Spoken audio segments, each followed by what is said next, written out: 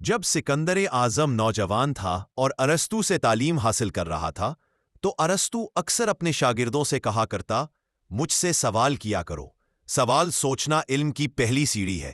مگر حیرت کی بات یہ تھی کہ جب شاگرد سوال کرتے تو ارسطو کبھی مکمل جواب نہیں دیتا یا بات کو کسی اور طرف موڑ دیتا۔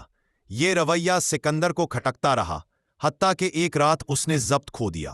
وہ غصے میں ارسطو کے خیمے میں آیا جو مطالعے میں مصروف تھا اور بلند آواز میں کہا، یہ کیسا طریقہ ہے؟ آپ سوال کرنے کا کہتے ہیں لیکن جواب دینے سے کتراتے ہیں۔ ارسطو نے نہایت بردباری سے جواب دیا، میرا مقصد تمہیں معلومات دینا نہیں، سوچنے پر مجبور کرنا ہے۔